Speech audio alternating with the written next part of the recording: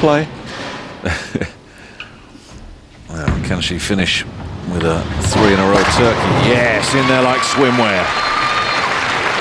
Great shot, and Caroline's got the crowd going as well. Great sportsmanship there from Jens Nickel. Words of encouragement. Yes, that was interesting, wasn't it, Cass? You know, with all these bowlers, there's such respect out there that, yes, they're playing against each other, but it's not, is it? They're playing the lane, and the highest scores going through. There's very little, if any, personal animosity. They're all very much a band of brothers and sisters. Well, this is what Tenpin's all about around the world. Great camaraderie, great sport. And apart from a couple of glitches, Caroline's been near perfect in this game. Not there. Oof.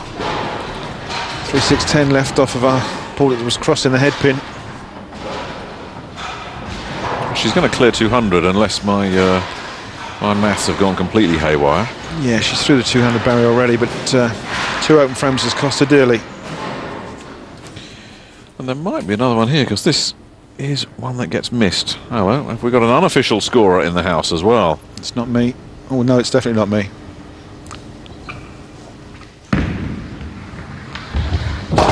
Spare for a 208.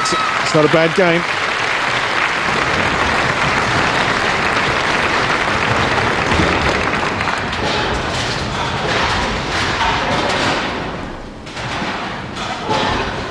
.208 with 2 open frames, quite costly.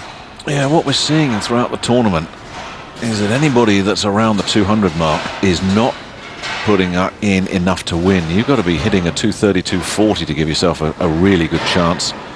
So she's going to have to come up with a better second game. Meanwhile, Jens is just going to see how big a score he can finish with, and he too is a little bit too close to that head pin for comfort. And he's left 4. Yeah, 3, 6, 9, 10. Tricky little spare in the corner.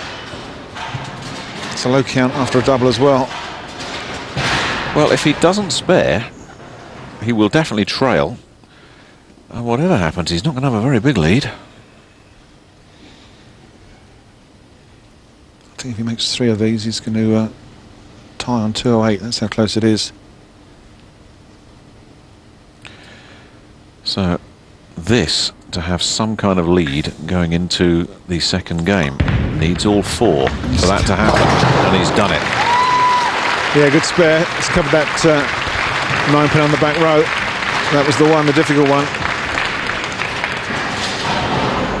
Made it look easy, the old campaigner.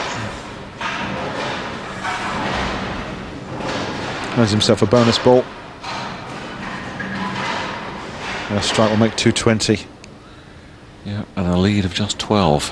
It's all to play for in the second game. How often have we said that during this tournament? That's right, yeah. Seems all of them are really close at the turn, bar I think a couple of the early ones. Jens looking to just pad this lead out a little bit, and will just have to settle for 9. And a lead of 219 at the turn, or rather an aggregate of 219 and a lead of just 11. That can be wiped out very quickly. These two players both got an awful lot of work to do yet.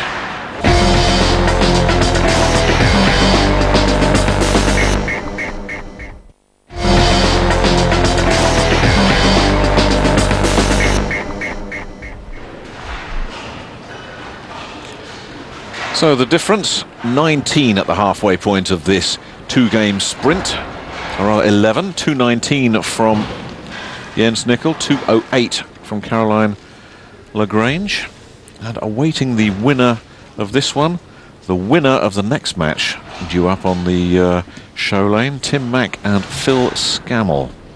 So it doesn't get any easier. Jens would love a fast start. Dead on the money. Nicely back on his strike line.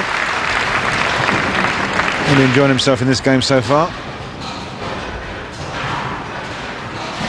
Lays it out nicely. Gets it out through second arrow. Makes the pocket.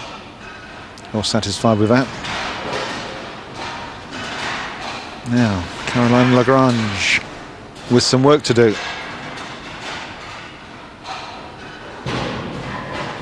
7 strikes in the first game.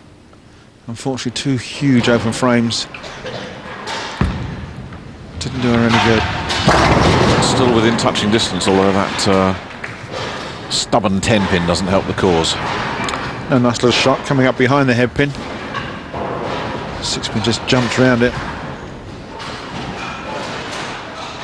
Slightly soft into the pocket. Leaves the 10-pin in the corner.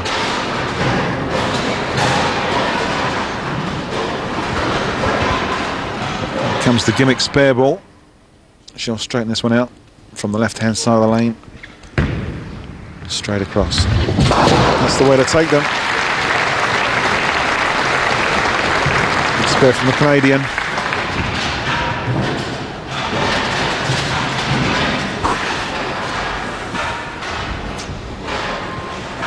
Just going through a little mental setup there. Telling herself what she needs to do. I wonder if she's muttering to herself in French or English. She is bilingual. Can't lip read that, Cass, I'm afraid. Now Jens looking to work up a double. Oh, Jens has started off game 2 the way he opened up game 1. Big shots, he's playing the crowd again. And they're reacting to him. He's making this game a lot of fun, and it's fun to watch.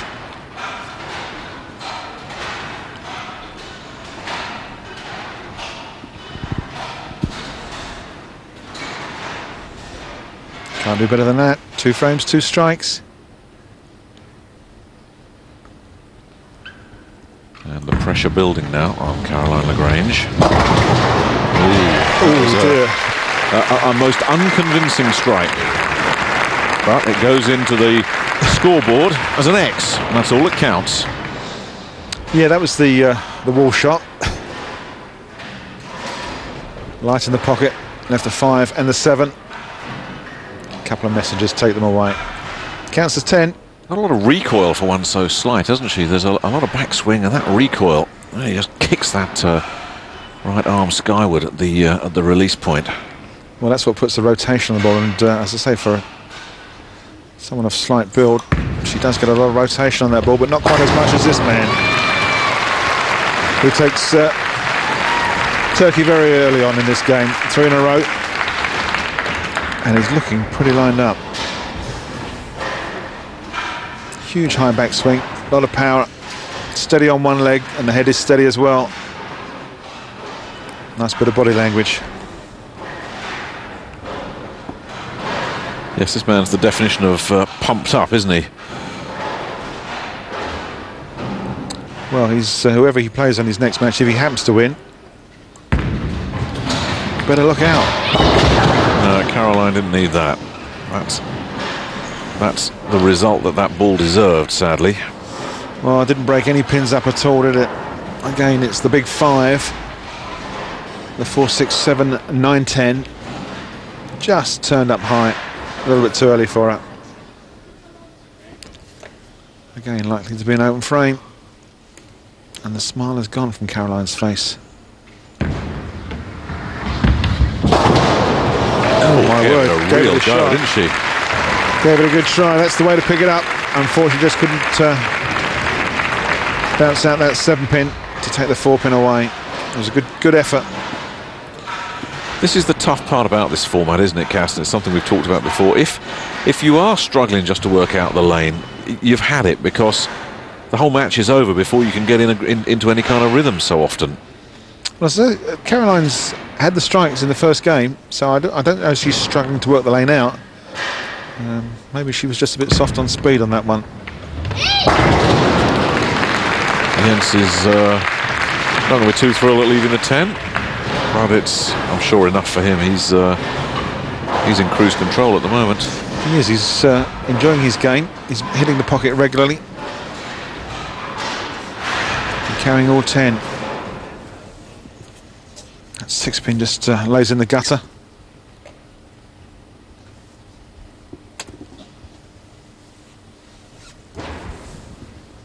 Out comes the spare ball. Straight across the lane for a 10-pin. Straightforward spare, takes it out. Nice and easy.